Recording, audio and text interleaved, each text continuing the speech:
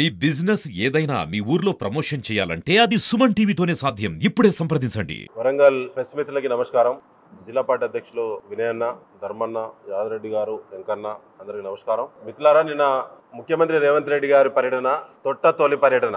మార్పు జరగాలే అనేటువంటి ఆలోచనతో ప్రజలందరూ ఆలోచించి కొత్త ప్రభుత్వానికి అవకాశం ఇచ్చారు.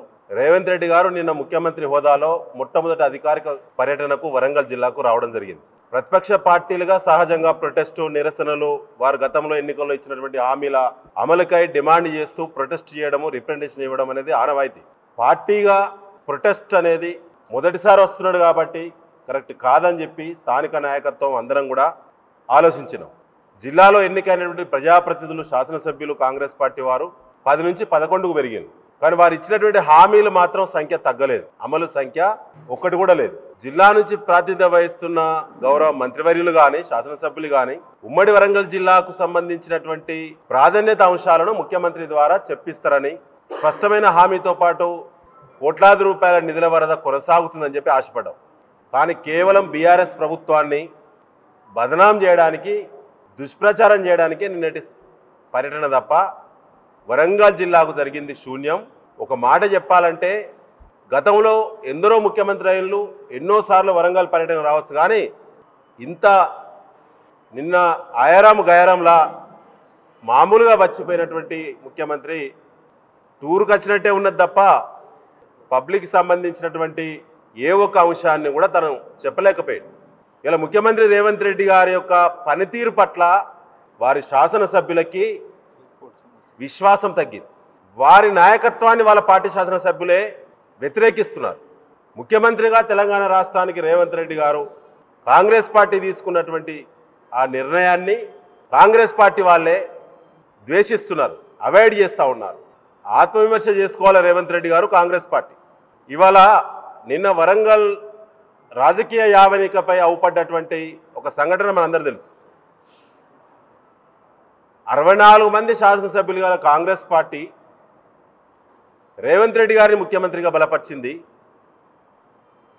కానీ వారి శాసనసభ్యులకు తను ముఖ్యమంత్రి కావడం మెజార్టీ కాంగ్రెస్ పార్టీ శాసనసభ్యులకు ఇష్టం లేదు. ఇలా 38 మంది కాంగ్రెస్ పార్టీ గుర్తుపై గెలిచినటువంటి శాసనసభ్యులు రేవంత్ రెడ్డి వైఖరిని, నాయకత్వాన్ని వ్యతిరేకిస్తున్నారు. కేవలం 26 మంది కాంగ్రెస్ పార్టీ శాసనసభ్యులు మాత్రమే తనను బలపరుస్తున్నారు. కేబినెట్లో 2 మంత్రులు మాత్రమే రేవంత్ రెడ్డి గారు విశ్వసిస్తున్నారు. ఆ 2 మంత్రులు చెప్పినటువంటి ప్రకటనలు మాత్రమే ప్రభుత్వ పరంగా అధికారికమైనవి. వరంగల్ జిల్లాకు చెందిన కొండా సురేఖ గారు, సీతక్క గారితో పాటుగా క్యాబినెట్లో ఉండేటువంటి ఏ మంత్రి చెప్పినా అది ప్రభుత్వ సమాచారంగా తీసుకోకూడదని స్వయంగా క్యాబినెట్లోనే రేవంత్ రెడ్డి గారు ప్రకటించారు. అంటే క్యాబినెట్ విశ్వాసం కూడా రేవంత్ రెడ్డి గారు తక్కువ సమయంలో కోల్పోయినట్టే. అయ్యా రేవంత్ రెడ్డి గారు, మీరు తాపుకోసారి మా ఆయనకున్నటువంటి మా పార్టీ అంటే ఎమ్మెల్యేలకు మీరు గాలమేసుడు, వాళ్ళేసుడు గొప్పతనమేం కాదు. మీ పార్టీ శాసనసభ్యుల యొక్క విశ్వాసం మీరు పొందలేదనే విషయం మీకు తెలుసు కాబట్టే మీరు ప్రత్యేక ప్యాకేజీల ద్వారా మా పార్టీ శాసనసభ్యులను మీరు లొంగదీసుకునేటువంటి, బ్లాక్మెయిల్ చేసి లొంగదీసుకునేటువంటి ప్రయత్నం చేస్తున్నారనేది చాలా స్పష్టం. మీకు బలమైన ప్రభుత్వం అయినప్పుడు, సరిపోయే నంబరు మీ దగ్గర ఉన్నప్పుడు మీ శాసనసభ్యులు మీ పర్యటనను ఎందుకు ధిక్కరిస్తున్నారు, ఎందుకు అవాయిడ్ చేస్తున్నారు? ఆత్మవిమర్శ చేసుకోవాల్సిన అవసరం ఉన్నది కాంగ్రెస్ పార్టీ. నిన్న రేవంత్ రెడ్డి గారి పర్యటన ద్వారా దాదాపుగా 3 కోట్ల రూపాయల ప్రజాధనం వృధా అయింది తప్ప 3 రూపాయలు కూడా ఉమ్మడి వరంగల్ జిల్లాకు లాభం జరగలేదు. సాగునీటి ప్రాజెక్టుల మీద చర్చ ఎందుకు పెట్టలేదు? మొదటిసారి వచ్చిన ముఖ్యమంత్రి గారు గత ప్రభుత్వాలు ఏ డిపార్ట్మెంట్లో ఈ ఉమ్మడి జిల్లాకు ఏం చేసినాయి, ఇవాళ ఇక్కడ దాకా ప్రయాణం చేయాలని ఒక ప్రణాళిక చేసుకోవాలి.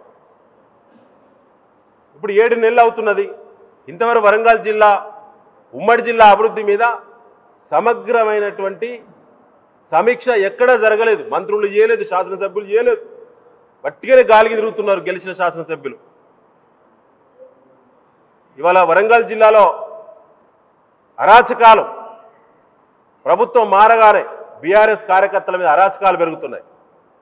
క్రైమ్ రేట్ పెరుగుతున్నది. తెలంగాణలో గంటకొక హత్య జరుగుతున్నది. ఇవాళ క్రైమ్ రేట్ ఒకసారి చూడండి మీరు. గడిచిన బీఆర్ఎస్ ప్రభుత్వంలో ఉన్న క్రైమ్ రేట్ ఎంత, ఇలా 7 నెలల కాలంలో కాంగ్రెస్ గవర్నమెంట్లో జరిగినటువంటి క్రైమ్ రేట్ ఒకసారి చూడాలి. అధికారుల మీద పట్టు లేదు ముఖ్యమంత్రి గారికి, కేబినెట్పై విశ్వాసం లేదు. తనే స్పష్టంగా చెప్పిండు, 2 మంత్రులు చెప్పిందే ప్రభుత్వ విధానము అని చెప్పి. మరి మిగతా మంత్రులు ఆ శాఖలలో ఉండి ఏం చేస్తారు అంటే, ఇవాళ విశ్వాసం లేనటువంటి ముఖ్యమంత్రి ఎన్నిసార్లు పర్యటించినా వరంగల్ జిల్లాకు ఒరిగేదేమీ లేదు. నిన్నటి పర్యటనతో ఒరిగిందేమీ లేదు. ఇవాళ టీఆర్ఎస్కి 39 మంది శాసనసభ్యుల బలం ఉన్నది. ఆయన అనుకుంటాను కావచ్చు 6 వేయిళ్ళు అని చెప్పి.